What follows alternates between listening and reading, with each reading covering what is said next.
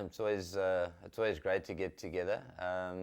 Obviously, some of the chaps have been with the World Cup squad, so they're fully into the Caribbean time zones and lifestyles. But for the group that came in, there's a number of younger guys or guys who haven't played as much for South Africa. So those players are always excited and raring to go when they come together. They bring a great energy. There's nothing but good vibes this side, which is great. Thanks, Morgan. Fani? Rob, in the previous tournament against the West Indies in May, one of the problem areas was taking enough wickets. Do you think you possess the strike power to take regular wickets in these T20 matches? Absolutely. I think if you look at the bowling unit itself, Otniel, Lungi, Nandre, Lazard, Quena, those are just the out-and-out strikers, and you've got the all-rounders in the background there as well as our spin options. So very much feel like the bases are covered and there are wicket-taking options. Guys have proven themselves to be wicket-takers. So I don't think the challenge will be any less, to be honest. They've put out a really strong squad, which is awesome. That's exactly how we want it to be. So I think we'll be up for a stiff challenge, and the guys coming will be looking to prove themselves, I'm sure. Thanks, Neil. Hello, Rob.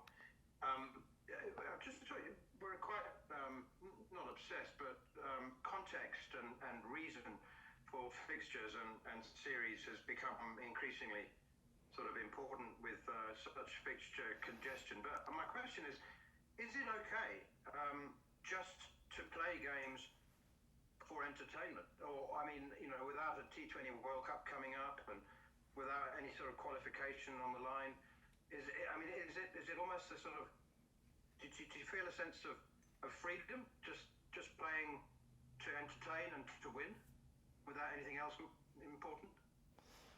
I think that would be a fairly narrow view on the fixtures, to be honest, because in my opinion it's 18 months away from a 2026 World Cup in India. We've got 9 series from now until then. It leaves us at around about 32 to 36 fixtures before that World Cup turns around. In terms of giving guys international opportunity, playing against quality T20 sides like we are, not every one of our players is a marquee player in the league, so we have to use these opportunities to play against strong opposition.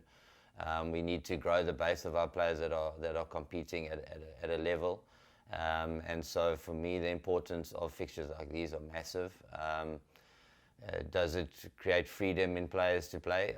I don't know, but I think that when you put on a green and gold, you have a responsibility to represent the country. There's a very strong desire to perform and to do well. So I don't think that the players see a series like this any less important than another. I think the leagues and the congestion that you talk about, of course it is a challenge, but actually it can be a positive for us in that we've got a broader group of players that are playing competitive cricket, but we need to make sure that guys are up to a level. Thanks, Neil. Lloyd? Thanks, Lucy. How's it, Rob? Do you mind just chatting a bit about Quena? There's obviously a lot of excitement around him given the age and the fact that he's had a hell of a journey over the last few months. But what's impressed you about him this week, and just as a young individual, skill sets aside, how's he taken on the last few days in the camp? I think it's been a lot of travel and a day off, and yesterday was our first training, but my interactions with him in the past, he's a wonderfully calm young guy, seems to have his head screwed on very well. We've seen him perform for the Lions in the domestic competition, bowl super overs and win games for them there. So, perform well in under 19 World Cups. Go and run out for the Mumbai Indians in an IPL as a schoolboy. He's done some incredibly amazing things for a very young guy. And seems to have a really cool perspective on it all. So we were chatting just yesterday about the IPL experience. And as much as the performance wasn't there, there are not many schoolboys who can say they've already run out in front of a full Wankiri. and got that under the belt and have that as a reference point from an experience point of view. So, yeah, skill sets aside, I love his mindset, love his calmness.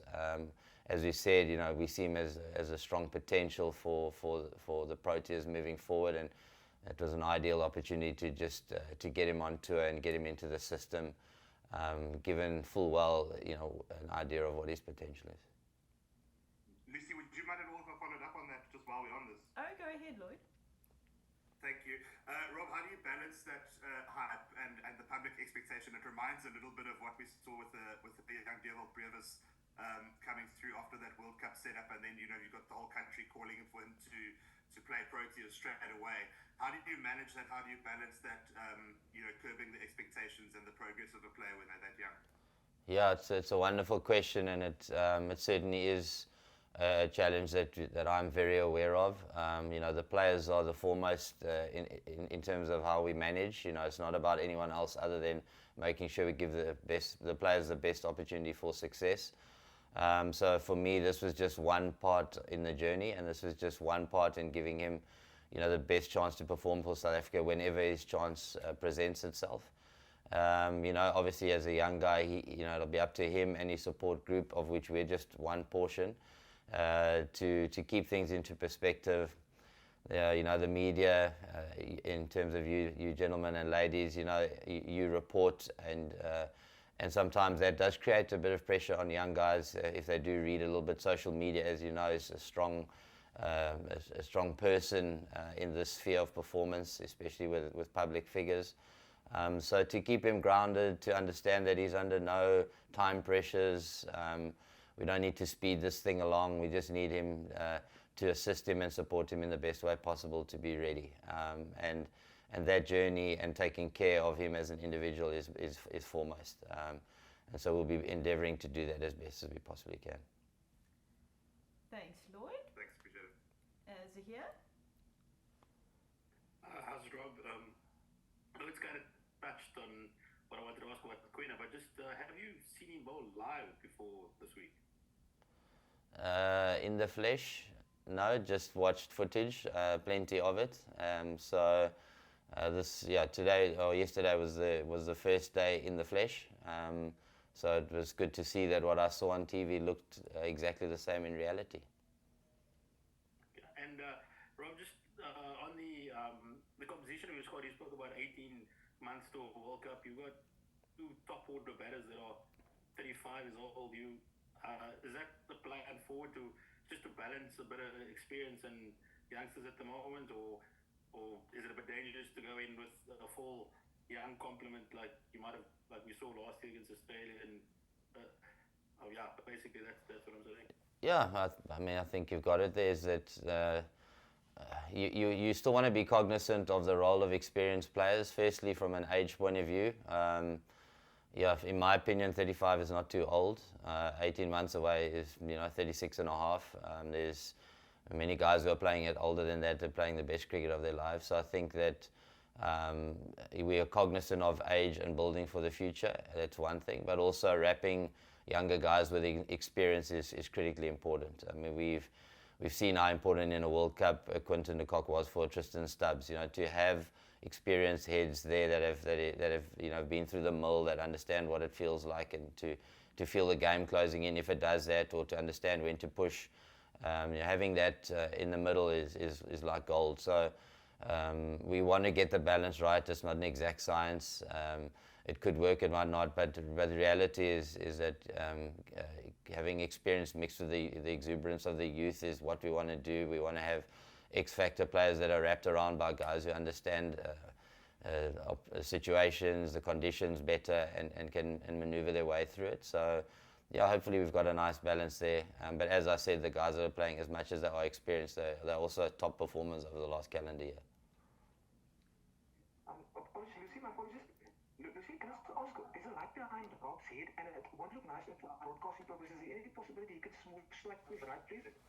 Sure, but don't worry, we are supplying the broadcast video afterwards, so don't worry too much about what it looks like now on the Zoom. Yeah, my bald head doesn't do any favors there either. So anyway, we'll try and get it through it. Percy, do you have a question? I think I'm fairly covered. Maybe you can just sum up for me the importance. It sounds like a dumb question. What exactly are you as a coach and you as a team hoping to get out of the series against the West Indies now? I think you've briefly touched on some of my questions, but just what are you hoping to get out of this series with your team? Well, first and foremost, we want to win a series. We've got 9 of them, and we want to try and win all 9 en route to a 2026 World Cup.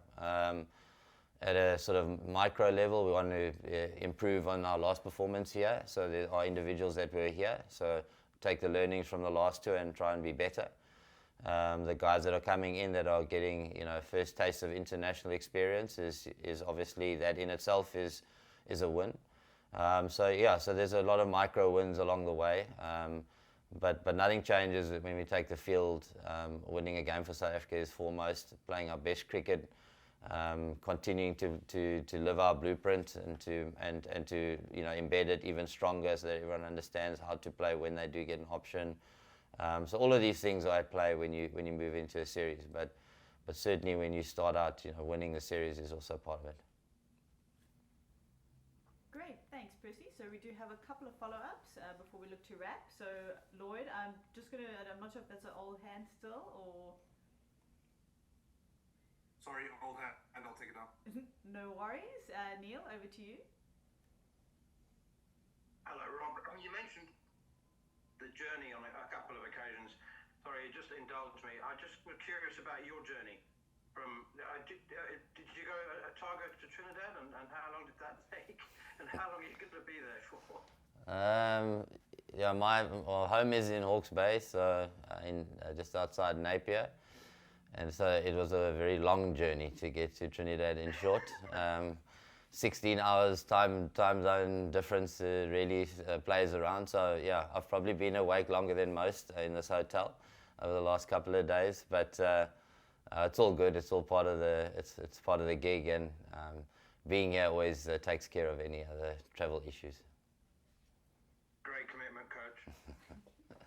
Thanks, Neil. We're going to go over here, then look to wrap with Ongama. Rob, you obviously wear dual hats as the one-day coach as well, and when you look at somebody like Jason Smith coming to the side, is that, and obviously you've got Vian as well, is that just trying to develop those all-rounders also in the longer format of white ball cricket as well, to give them a showcase in what international cricket is all about? Yeah, absolutely. I mean, both have performed well across formats, really. So, and I've made no secret about the fact that improving, our all-rounder stock is critical. I mean, it just makes such a difference when it comes to balancing teams out. Again, it's fortunate that we were able to make selections on the back of domestic performance, and now it's a case of, seeing whether the domestic performance translates to international. So excited to see, Jason coming into the fold. You mentioned a guy like Vian, who we've actually seen. He's actually still a very young cricketer, but we've seen him follow the path that a lot of cricketers go through, where they, start strong and it's new, and then people figure them out and their games get challenged, and then there's a little bit of a dip, and then on the other side, if you're able to make that improvement, you become a much better cricketer. So I think Vian's on that trajectory now, which is great to see. And we've got Pat Kruger from an all-round point of view, a guy like Don Ferreira from an all-round point of view. So that's just here on this tour. So we're certainly making a deliberate effort to build our all-round stocks to, again, like I've said a million times, create international exposure, and hopefully that's going to pay it forward in the long run. Thanks, Sahir. Ongama? Thanks, Lucy. Hi, Rob. Just on the conversation of youngsters, and then with Tristan Stubbs in particular. I guess it's a bit of a different series for him. I mean, 2 World Cups under the belt, 2016 internationals under the belt. I think it's a bit of a different setup for him. What are your plans for him in this series, and then what sort of role do you see him play in this series? Because he's one of the most experienced, looking at the squad that you've selected for the series. I think, to be honest, on the back of the World Cup, if you just look at Tristan and his performance even in the final, as still a fairly young cricketer internationally, whilst he obviously has been to a couple of World Cups and played, more games than the others, I think he's really starting to find his feet as a cricketer now across all formats. And the way he batted there, just showed a real, presence under pressure, which is awesome. And from now on moving forward is really to create the platform for him to go and win games for South Africa and just become really good at that, become comfortable in assessing the conditions, and then understanding what his game needs to look like in order to get us over the line either which way. So, this series is a part of that. I mean, he's got a lot of cricket to play for South Africa and a lot of games to win for South Africa. So creating the platform for him to just go and continually learn and grow is critical there. And I would say his last year has been his best year of cricket. So we're going to just keep building on that.